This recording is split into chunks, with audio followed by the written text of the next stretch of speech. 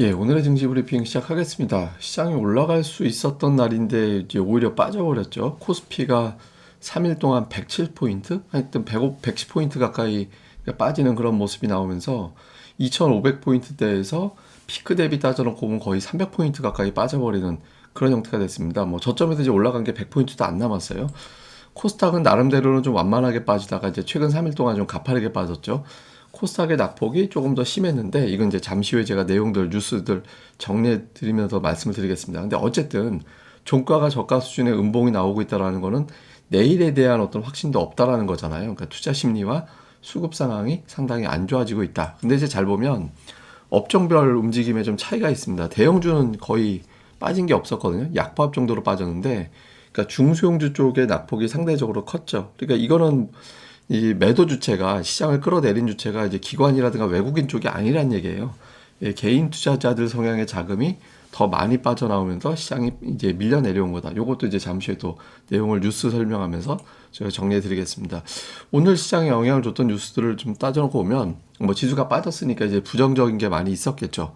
그러니까 중국의 코로나 확진자 수가 한 6억 명 정도 되는 것 같다. 그래서 전국 감염률이 40% 넘겼다. 이게 이제 악재라면 악재죠. 왜냐면 소비 활동을 못하고 이 사람들이 돌아다니면서 전 세계에 또 번지기 시작하면 어떡하지?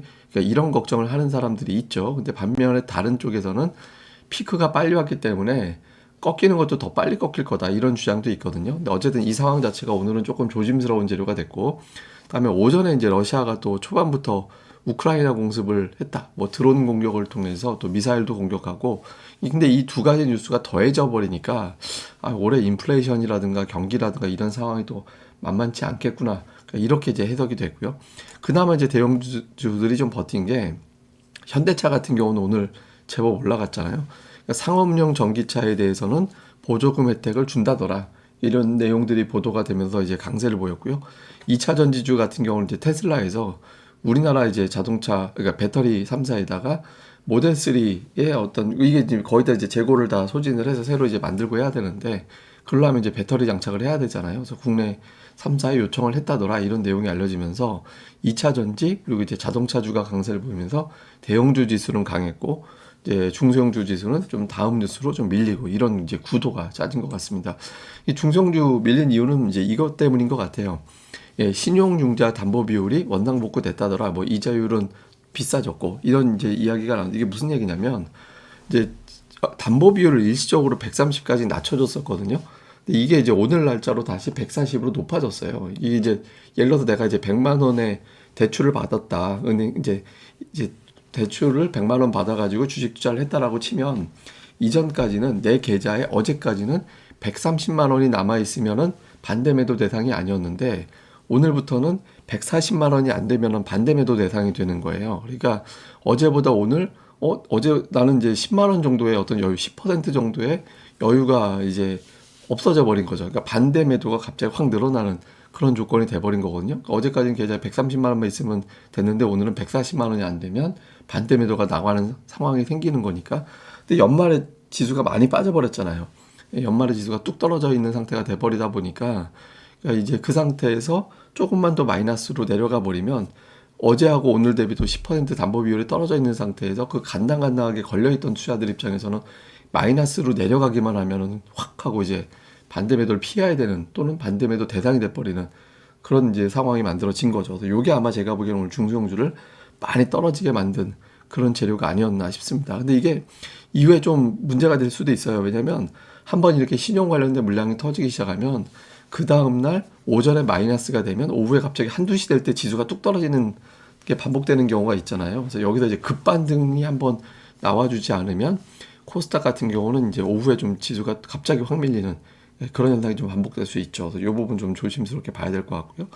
그 다음에 이제 수급적인 측면에서 보면 금융투자가 많이 팔았다. 근데 금융투자 때문에 오늘 빠진 게 아니에요. 왜냐면 앞서 말씀드린 대로 기관 외국인 투자자들이 매도를 했다면 대형주 지수가 마이너스로 가야 되는데 그 상황은 아니었잖아요. 오늘 뭐 금융투자의 매도는 어느 정도 흡수는 했던 것 같은데 이제 문제는 이제 중소형주 쪽이 더 많이 빠져서 보여지는 것보다 개인 투자자들이 또 다른 개인들 신용 투자했던 개인 투자들의 매물이 오늘 지수에 결정적인 영향을 준 거다. 이렇게 보면 되겠습니다.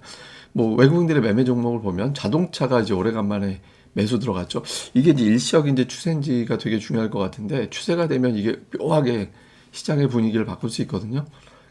현대차, 기아차, 다음에 이제 SK 하이닉스까지 이게 전차가 다 들어가 있거든요. 그래서 요 구도가 이제 어떻게 되는지, 이후에 기존의 어떤 경기라든가 수출 관련주는 매도 대상이었는데, 요게 이제 반전인지 아니면 연초 이제 반짝인지 요걸 좀 주목해 볼 필요가 있죠. 그다음에 이제 기관 같은 경우도 역시 자동차 쪽 매수가 들어가고 하이닉스가 들어가 있고, 이게 실적면이라든가 재료적 측면에서 보면 가장 못난이 쪽에 들어가 있던 종목들이었거든요. 근데 이제 이쪽에 매수가 들어간 게 변화인지 아니면 연초에 그냥 반짝 뉴스 보고 그냥 들어간 단기 매매인지 요게 좀 이제 주목을 해봐야 될 것 같고요. 코스닥 쪽에서는 외국인들은 이제 2차 정지, 에코프로비엠을 팔긴 했지만 어쨌든 LNF, 에코프로, 엔캠 이런 종목들이 이제 들어가서 2차 전지 쪽으로 매수가 좀 붙어 보이는, 그러니까 골라서 들어간 거긴 하지만 그렇고요. 그다음에 게임주 쪽이 지금 매도에 많이 포진해 있는 이제 그런 특성이 좀 있었고요. 그다음에 바이오 관련된 종목군들이 매수에 좀 많이 포진해 있었고, 기관은 엔터 미디어 쪽이 좀 매도가 잡혀 있죠. 그런 것들이 매도 잡혀 있는데, 또 반면에 또 CJ ENM은 매수거든요. 그 YG 엔터는 또 매수고, YG 엔터는 아마 양현석 대표 대주주가 이제 또 경영에 복귀한다더라고, 무주수 때문에 그런 것 같은데, 어쨌든 이제 업종 내에서 종목별로 좀 엇갈리게 대응하는, 예, 그런 형태를 좀 보인 게 기관의 오늘 특징이었습니다. 자, 이후에 이제 이슈를 정리해 보면 경기 침체, 금리 피크, 이 두 가지 프레임이 계속해서 맞설 거예요. 그러니까 이제 일방적으로 때려 맞지도 않고, 또 그렇다고 뭐 기대만 마냥 부풀려 있지도 않고, 시장은 치고받고가 계속해서 이어질 거다. 그러니까 경기 침체인데 무슨 매수야라는 논리와, 금리가 어쨌든 올해는 피크를 칠 거야, 2, 3월부터 연준은 금리 인상 중단 시점을 이야기할 거야, 뭐 이런 것들이 이제 충돌되면서 어느 쪽 뉴스에 힘이 실릴지, 침체론 쪽으로 가면 12월에 강했던 종목들이 셀 거고, 금리 쪽으로 금리 피크 쪽으로 힘이 실리면 전차 이런 뭐 수출주 쪽에 좀 매수가 실릴 거고 엇갈리게 되거든요. 이제 어떤 게 메인 재료가 되는지. 그다음에 이제 미증시가 내일 뭐 오늘 저녁에 이제 미증시 휴장이니까 이제 수요일부터 반영이 되겠지만, 미증시가 돌아가는 날이다 해서 이제 내일부터 외국인들의 매매가 좀 늘어날 거거든요. 오늘 어쨌든 외국인들이 팔지는 않았잖아요. 그러니까 이런 어떤 팔지 않았던 외국인들이 이제 점차 매수를 늘리는 쪽으로 가는지, 아니면 이제 매도 쪽으로 돌아서서 그나마 이제 금융투자 매도하고 겹쳐서 대형주를 눌러버리는 이제 요 구도. 그 다음에 이제 코스닥 신용 관련된 물량. 요게 이제 저는 사실 양시장이 제가 주말에도 말씀드렸지만 통계적으로 보면 이번 주 반등 확률이 더 높거든요. 예, 근데 이제 신용 관련된 물량이 터져 나오기 시작하면 이게 오후 들어서 갑자기 마이너스 상태로 오후로 넘어가게 되면 다음날 내 주식이 반대 매도 나갈 거니까 미리 정리해야지 라면서 물량이 막 톡톡 나오면서 지수가 갑자기 쑥 빠지는 그런 현상이 나올 수 있거든요. 그래서 요게 이제 하루 넉넉하게 아주 급반등이 한번 나와줘야 이 구간을 탈피하게 됩니다. 그래서 이번 주 중에 코스닥이 이제 급반등이 좀 나와줘야 된다. 이제 신용 이제 잔고율이 좀 높은 종목들은 좀 회피해 볼 필요가 있고요. 오늘은 뭐 자동차 2차전지 올라간 내용은 제가 이제 아까 정리를 해드렸습니다. 예, 뭐 시장은 요점에서 보고요. 오늘은 이제 차트보다는 제가 바로 추억의 내용으로 넘어가는데, 옛날 잡지예요. 그러니까 TV 가이드라고, 이거 옛날에 한 번씩은 다 보셨을 것 같은데, 예, 이거 보시면 전용록 듀엣송 가수로 정수라가 됐다라고 나오고 있고, 사랑 만들기 경쟁 손창민, 최재성, 최수종, 옛날에 이제 빅3 쪽에 빅3 맞나요? 하여튼 이렇고 막 또 요런 어떤 내용들이 좀 있었던 것 같아요. 미녀 탤런트 오현경, 김주성 뭐 이런 분들 나오네요.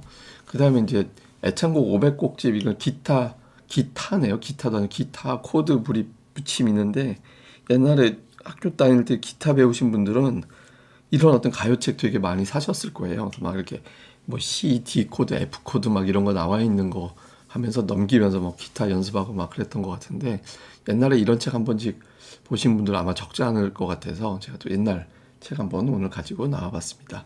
자, 어쨌든 주 초반 시장 흐름이 이렇게 썩 좋지는 않습니다만은, 또 이제 뭐 워낙 또 많이 빠진 상태에서 과매도 낙폭과대 상태에서는 또 급반등도 또 되게 쉽게 나오거든요. 그래서 지수 자체보다는 업종의 어떤 종목군에 매수가 들어가는지 여기에 또 집중해 보시는 게 좋을 것 같습니다.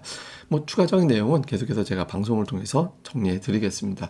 이 방송 구독하기와 좋아요 꼭 부탁드리고요. 그리고 고릴라 리서치 카페, 네이버에서 이렇게 고릴라 리서치 검색하시면 저희 카페 오실 수 있거든요. 그래서 일기 이벤트 이제 이번 주까지 이제 어게인, 그러니까 앵콜로 딱 한번 진행하기로 했으니까 그때 이제 혜택 드린 거에 거의 70% 혜택 그만큼 또 그대로 드리기로 했으니까 많이들 오셔가지고 이제 어떤 내용도 한번 좀 참고해 보시면 좋을 것 같습니다. 예, 그럼 감사합니다. 전 다음에 뵙겠습니다.